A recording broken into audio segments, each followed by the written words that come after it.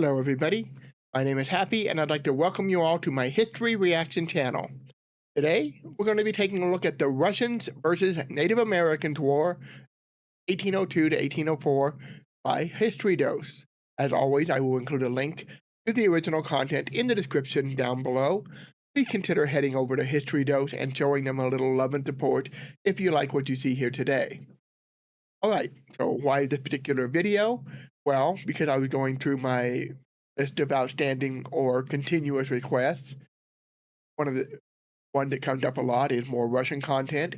I've had several requests for more Native American content, and I've recently, as in yesterday, at the time that I'm recording this video anyway, had a request for more History Dose.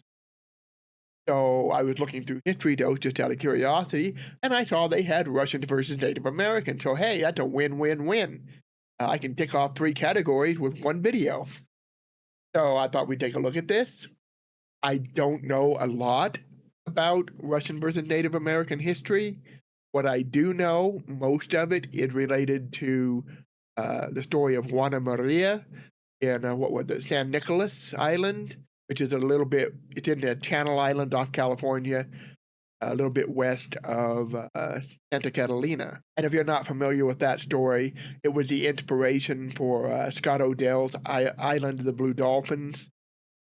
It's basically the story of a Native American woman who survived alone on San Nicolas Island for 20 to 30 years, generally believed, before she was rescued, brought to Spanish missions, where she died just a few weeks afterwards, 7 weeks. But her island, her people had been attacked by Russian and Aleutian otter hunters, which is why she ended up on the island alone. That's really the only major incident that I have any, even remotely in-depth knowledge of, and even then, I don't know a whole lot. I was required to read the book in grade school way back in the day, fell in love with it, went to the library, did a lot of deep dive research into it. I've been to the mission where she was living when she was brought over. They have a statue memorializing her. So that's the one story I know. Now, what we're going to be talking about today is the 1802 to 1804 war between the Russians and some native Alaskan allies. I'm going to assume they were probably Aleutians, but I'm not sure. I just know the Aleutians and Russians often work together. And then on the other side, it was a Tlingit, but beyond that, I don't know much. And if I mispronounce the name, I apologize to all the Tlingits out there or whatever that name is. I'm pretty sure that's right, but we touched on this very briefly back when I was a geology major. I took the high-level undergraduate class on Native American history, and we touched on it briefly, but I don't remember if that's how you pronounce it. So, again, if I got it wrong, I apologize. Anyway, let's get into this, see what we can learn. And I'm not going to know a whole lot, but I'll contribute what I can. The Russians and their native allies made camp on an island off the coast of Alaska, on the orders of company leader Alexander Baranov. When daylight left them, the lapping waves and trees and sand began to crawl. Dark figures fell upon the camp guards, tore into tents, and stabbed at the scattering men. The Russians responded with gunfire while their allies shot arrows, but in the words of Baranov, the attackers charged in wooden and plated armor and helmets with images of various monsters' faces, of which none of our bullets or buckshot pierced. They appeared to us in the darkness more frightful than the most hellish devils. Some of the several hundred encamped men fled in their boats, while others fended off attacks with a cannon until reinforcements arrived and the enemy fell back. Baranov surveyed the bleeding camp, his own life having only been saved by a coat of mail. He and his men were fur traders, seeking fortune while advancing the frontier of the mother country. What began as the eastward conquest of Siberia centuries before under Ivan the Terrible now brought the Russians to the edge of the vast American continent. So we're talking about, this would be, I think, right before Catherine the Great dies, and then we're going to have a very short reign of Tsar Paul. Paul is going to form the RAC, the Russian-American Company, that's going to be doing most of the trading in this area. It is a monopoly. They've got exclusive rights to trade in America. Think of something like the Virginia Company or the East India Company. The raiders of the previous night were an armored and mighty people called the Tlingit, who Baranov learned had been seeking revenge against their enemies, the Chugach people, before they stumbled upon the Russians and decided to plunder them instead. The Tlingit dominion lay in the waters beyond, a stretch of Alaskan coastline formed by misty islands and white mountains, and fortified by powerful villages and clans. This was the region that Baranov and the Russians would invade next, and it would be the stage of the Russian versus Native American wars. This was an age in which distant peoples came into contact, timelines converged. Experiencing the historic traditions of another culture is part of why I loved traveling to Mongolia last summer with my brother and fans of this channel. And for my next trip to Egypt, I'm avoiding a huge travel hassle by using Saili. Sometimes travelers need internet. We're going to skip the ad. Be right back. All right, let's continue. The outsiders had begun to flock here in ever greater numbers. They were the standard bearers of a new empire on the American continent, one that would answer to the Russian Tsar. The leader of these pioneers, Alexander Baranov, now led his company down the coast and founded a fort in the name of St. Michael the Archangel. Fort Mikhailovski was to serve the fatherland as a vital outpost in prime waters. The Russians and their indigenous allies had tracked east for years, rapaciously hunting sea otters for the fur trade. Amidst islands of cold, trickling evergreens, Baranov declared, "Almighty God aids us here, affirming everywhere the glory of Rus. We shall create and further take American land that is useful to Russia." Their intrusion would surely meet resistance. It was 7 years since that dreadful night, the Tlingit attack. And only with the tenuous permission of a local Tlingit chief did Baranov now begin construction of Fort Mikhailovski. A few dozen men of the company spent the coming winter in the creaking fort, cold months plagued by leaks, scurvy, and rumors of impending native attack. The coasts of this region were here and there framed by looming totem poles and great houses, the abodes of the distinct clans and lineages of some 10,000 or more Tlingit. This people had long expanded and guarded their territory by combat. As the Russian interlopers proclaimed the supremacy of a distant emperor, the warrior Kalyan of Raven Clan was not alone in his thoughts of armed resistance. Like all Tlingit men, Kalyan had been raised to endure pain, to seek honor in battle, and to repay blood with blood. The serene veil of mist, which lingered often on these shores, covered the movements of the shadow fleets. Tlingit raiders had for generations brought ruin to their enemies, taking plunder, captives, and vengeance. Lightly armed fighters might carry a bow and arrow, with their hair in a top knot, but the characteristic Tlingit warrior attacked in layers of hide, cuirasses of wood, and scowling helmets, charging with spears, daggers, and other sidearms.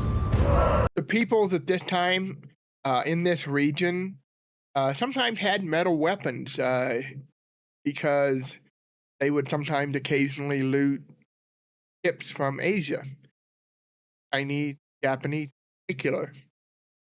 So it was rare before the Europeans started making a stronger presence in this region, but there is archaeological evidence that this was the case, that they had gotten their hands on metal work from Asia, from shipwreck.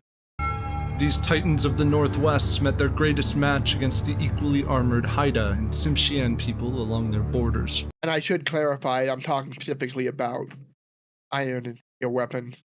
I believe they had some native copper workers in this area at the time. There were quite a few in the north, across Canada, for example. But I believe in this area as well. Still, life in this region was not dominated by war, but by the coming and going of fish. The warmer months drew the Tlingit to fishing camps to harvest the bountiful salmon, much of it to be dried and stored for later in the year. They enriched this diet with other fish and fish oil, and collected crabs and mollusks, and hunted deer, seals, porpoises, and many other animals. And the approach of winter drew them back to their sprawling villages, where the people lived together in large, open houses, where shamans danced and chiefs and nobles displayed status through generosity, and the possession of luxury goods, including jewelry, copper plates, and robes trimmed with ermine fur or puffin beaks. Commoners traditionally dressed in plaited cedar bark, fur, and hide. And toiling away were the slaves, often the maltreated, captured enemies of the Tlingit. These ancient ways of life and war afforded the Tlingit security, a surplus of food, and ample time for the arts. Yet what most worried Baranov was that the Tlingit were changing, adapting. Baranov forbade his men from trading firearms to them. As the head of a new state-backed monopoly called... Alright, I gotta stop. Let's see if I can figure out what this is saying. So, colons that we see here, I think, indicate that these are abbreviations, which it looks like they are. So this is a Russis. I think it's from Russiskaya, because it's an abbreviation. Amerikans, Amerikaya. So a Russian-American company, literally company, and Pechat seal. So this is the seal of the Russian-American company. This is POD pod. That would be under Wisok. I think maybe let's continue this. Called the Russian-American company, Baranov had command of... I'm gonna have trouble with some of this because my Russian's not really strong. A lot of these abbreviations, without seeing the whole word, I'm gonna struggle. These two were obvious, but I might know what this is.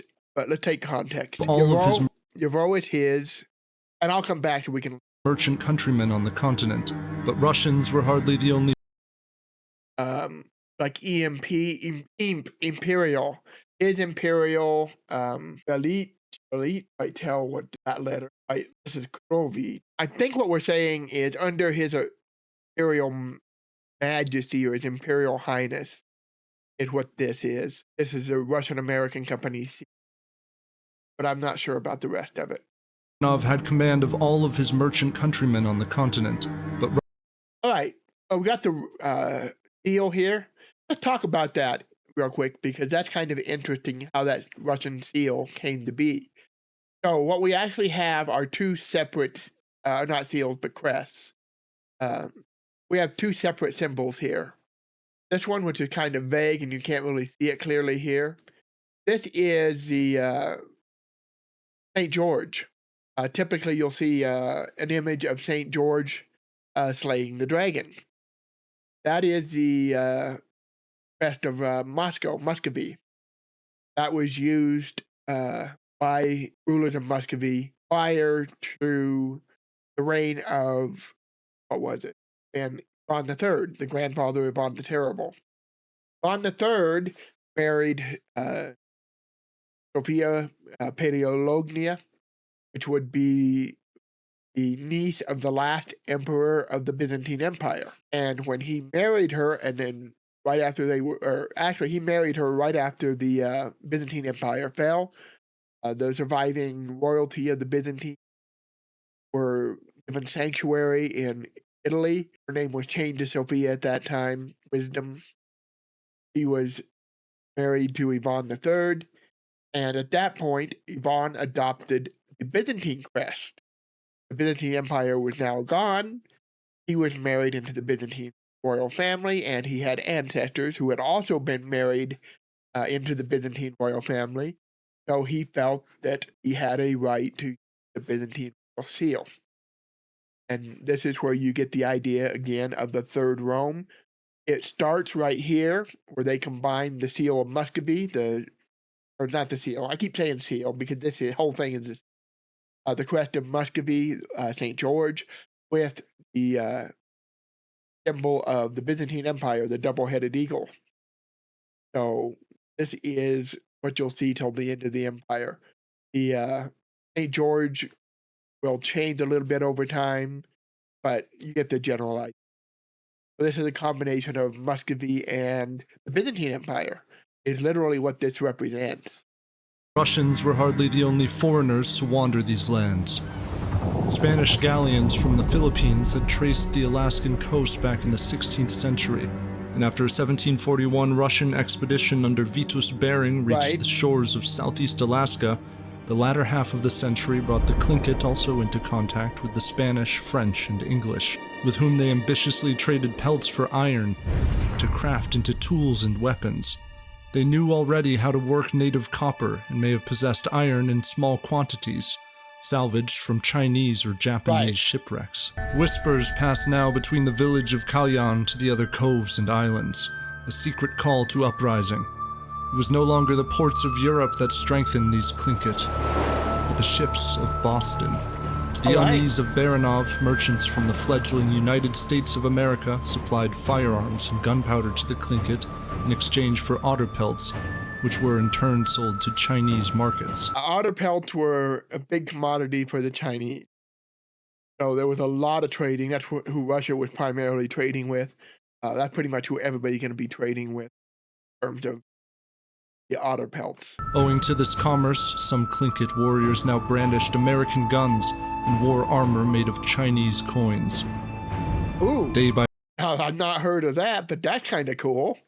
It's actually kind of brilliant when you think about it, because I'm sure they're talking about the period when the Chinese coins had the holes in them, which makes them perfectly suited for stitching onto your, other armor, light armor. It's brilliant. It's basically a version of ringmail. By day, this arsenal grew, and so it seemed a new kind of war would soon sweep over these lands. That's actually cool. I did not know about that. In the spring of 1802, a fleet departed the Russian base at Yakutat. This was a massive hunting expedition, comprising Russians and several hundred native allies. At the command of Baranov's associate Ivan Kuskov, they moved southeast along shores that felt more hostile than before. I had a really bad coughing fit there. I seem to be coming down with a bit of a cold. I don't need... Oh well, continuing. I'm going to go back a little because I lost track because I was trying to fight off sneezing coughing. Ivan Kuskov, they moved southeast along shores that felt more hostile than before. Resentment toward the Russians had spread like fire among the old Tlingit lineages, for these hunting ventures had begun to deplete the sea otter population and undercut Tlingit trade. And in scattered instances over the preceding years, the Russians and their allies had stolen from, imprisoned, and killed members of the Tlingit. Now 40 miles from base, the wrathful Tlingit appeared before them. Hundreds rushed forth with guns, daggers, and lances. In the firefight, the Tlingit feigned retreat to lure the Russians into the forest. Kuskov instead drew back to a defensible island. Both sides had suffered only a handful of casualties.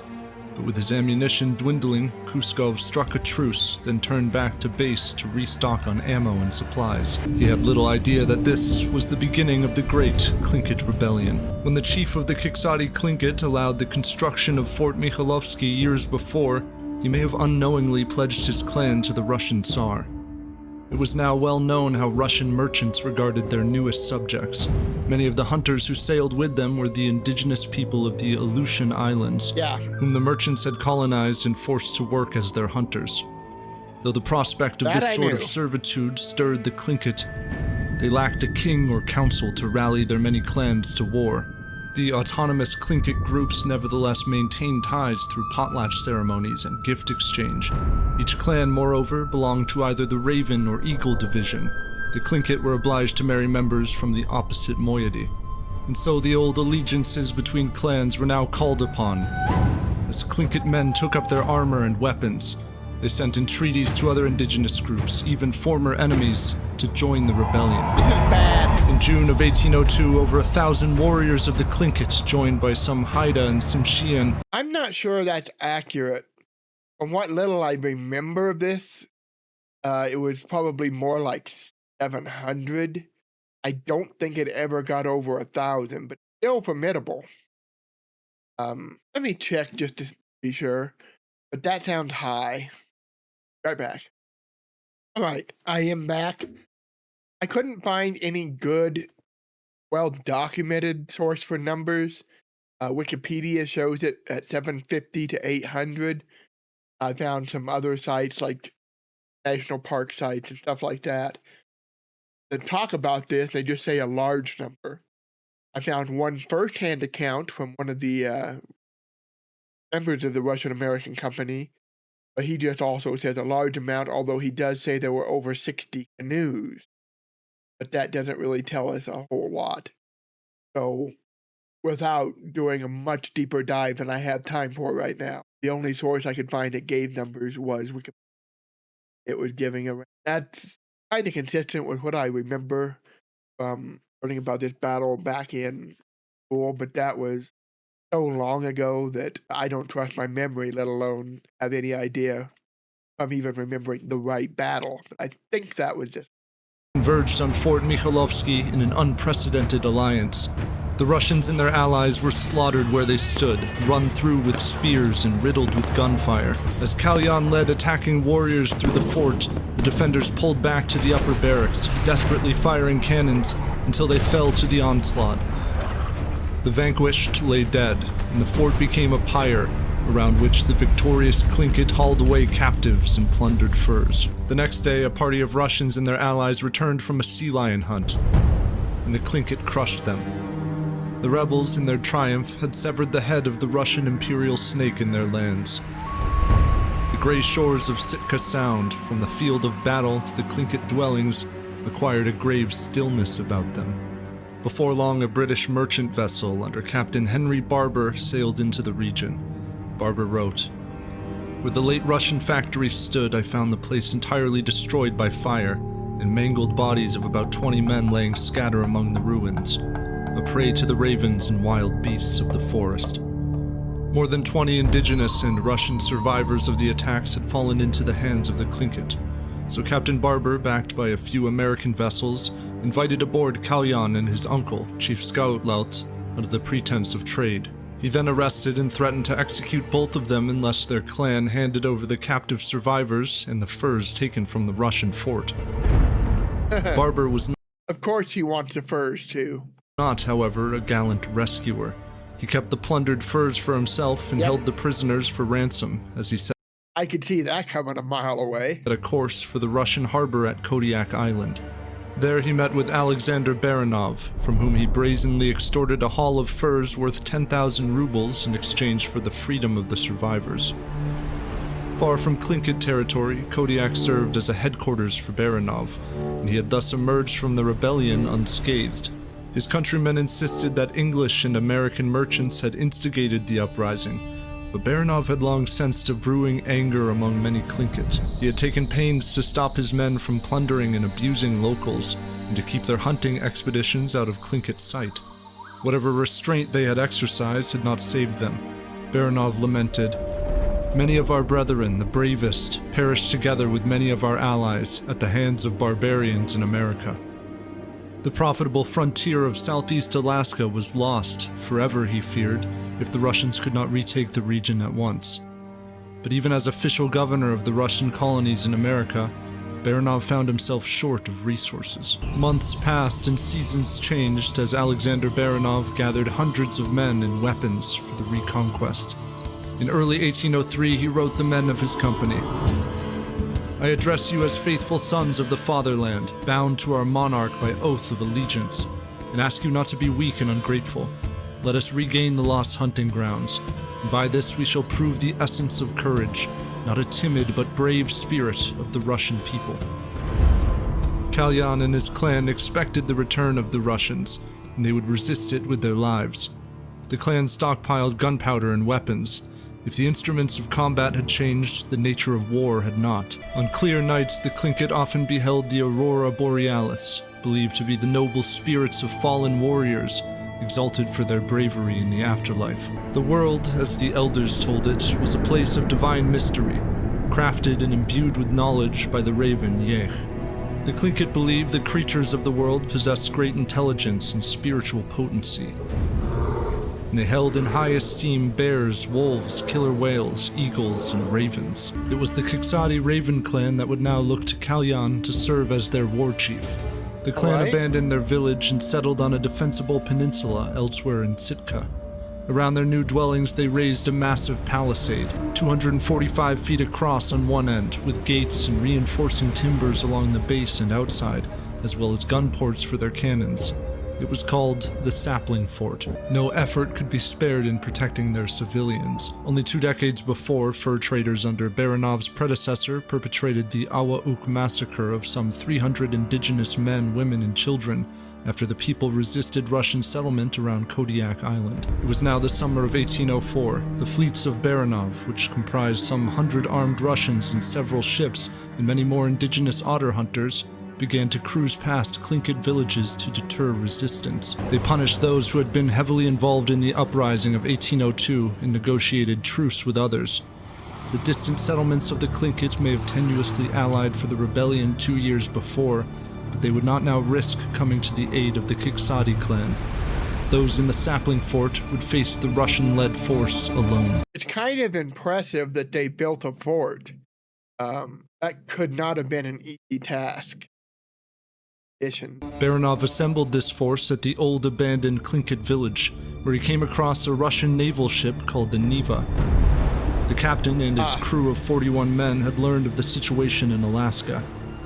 Having recently completed the first Russian circumnavigation of the world, they came to join Baranov and bring military might against the Tlingit. Kalyan needed firepower to resist them. A party of high-ranking Tlingit men went out to collect more gunpowder and guns, but as they returned, the Neva emerged and fired on them. Oof. A spark struck the cargo when the Tlingit fired back, and the canoe exploded. Ow. 2 days later, on October the 1st, the Russian fleet gathered beyond the shallows of the Sapling Fort and prepared to land the forces. The oral traditions told that the mighty Kalyan placed his hands in charcoal and smeared it in lines about his face in the image of a fallen raven, the war paint of a man prepared to die. His head adorned by the raven helmet, he took up a hammer looted from a Russian blacksmith slain in the rebellion and stirred his men to battle. As the sun sank low over the water, the Russians and their allies advanced on the fort, hauling artillery behind them. Tlingit gunfire began to cut them down as they neared the walls. Some of the attackers broke ranks and Tlingit warriors sallied out from the fort. Another contingent under Kalyan then rushed the flanks of the fleeing enemies in a scene of furious combat, shattered bone and pierced flesh. A fallen sailor was hoisted on a Tlingit spear, and Kalyan was said to have crushed several enemies with his hammer. The Russians and their allies fell back to their ships under the cover of cannon fire. Around 10 of them died, and Baranov, shot through the arm, was among the 24 wounded. The Tlingit had won the first day of battle, and over the coming days, the strong walls of their fort withstood sporadic bombardment from the Russian fleet. That really is Kalyan impressive. recognized that he lacked the gunpowder supply to fend off Russian attacks for much longer. While in negotiations with the Russians, the several hundred Tlingit began to escape into the forest under the cover of night. First the elders, women, and children, followed at last by the warriors, in one long survival march through damp woods and cold mountain paths. Hunger and the elements took the lives of many during the retreat to Peril Strait. On the 7th of October, the Russians entered the silent fort and found it abandoned. Inside were several slain young children and elderly Tlingit, killed by their own clan, possibly because they were deemed too weak to endure the journey. The Russians burned the Sapling Fort and founded an establishment they called New Archangel.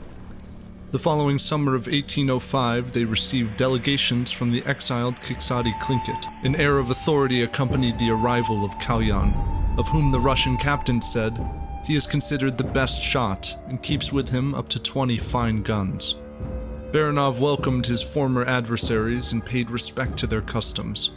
Negotiating between days of ritual dances and songs, the parties exchanged gifts and prisoners, and Baranov traded a cherished copper crest for the right to settle the land around New Archangel.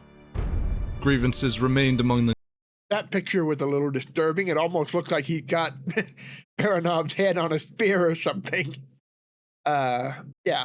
For the right to settle the land around New Archangel. Grievances remained among the Tlingit in the north, who suffered hunger as Russians barred them from their traditional fishing waters and openly hunted otters off the coast. Tlingit warriors retaliated by swarming the merchant base at Yakutat. They killed all the Russians within and burned it to the ground. The fort was never rebuilt. It was a time of great change in the world beyond, when old empires and civilizations faced the prospect of their own ruin. Kings fell, Napoleon scattered the armies of Europe, and the forays of Lewis and Clark signaled the dawn of U.S. westward expansion. Yet here, in this modest corner of Alaska, the Tlingit had fractured a looming frontier. Although New Archangel became the capital of Russian America, Kuskov set up the next Russian establishment south, along the coast of California. far from the armed Pacific Northwest groups that disrupted his hunting ventures. The Russian Native American wars in southeast Alaska did not end in true conquest, but rather a kind of negotiated coexistence. When Baranov retired in 1818, Tlingit chiefs came to bid him farewell, including Kalyan, long admired by the governor for his intelligence and courage. The 71-year-old Baranov sailed off. He succumbed to disease before reaching Russia. Russian merchants had extracted labor and tribute from indigenous populations in their push across Alaska. It was the armed resistance of Tlingit warriors and later advocacy from Russian Orthodox missionaries that helped bring change. Orders signed by the Tsar in the 1820s That's Alexander the First. prohibited merchants from taxing or demanding tribute from the Tlingit and surrounding peoples, adding that Russian merchants were to use every kind of method to preserve their goodwill, avoiding everything which might stir up suspicion in them about the intention of violating their independence. There would be no wave of thousands of Russian settlers, no mass exile of peoples here. Kalyan enjoyed a long reign as chief of his clan. Yeah, this is not good colonial territory for mass settlement. I don't know for sure, but I would imagine this is going to be set up a lot more like early Canada was, where the colonies weren't really intended for settlement so much as they were for bases of trade operation, where the primary people involved were going to be the Native Americans, whether it be Aleutians in the case of the Russians, or the natives of Canada in the case of Quebec, for example. I suspect they'll have similar models. They're just not going to attract a lot of settlers to a region this far north, a kind of inhospitable environment, without something really pulling them, like gold strikes, for example, or in modern times, oil. Who at length were Or permitted gold. to return to Sitka. And all along the coasts, drifting canoes, great totems, and palatial houses continued to mark the lands of the Tlingit. This is several hours of my brother Joe illustrating just one of the dozens of pieces of art you saw in this video. He and I are the entire History Dose team, and between art, music, research, and writing, it takes us hundreds of hours to make each episode. If you value this kind of work on YouTube, please consider helping us out at the Patreon link in the description. Thanks. All right. So, another good video by History Dose. I didn't contribute as much as I'd like, but that's, again, because I don't know a whole lot about this particular region or part of history.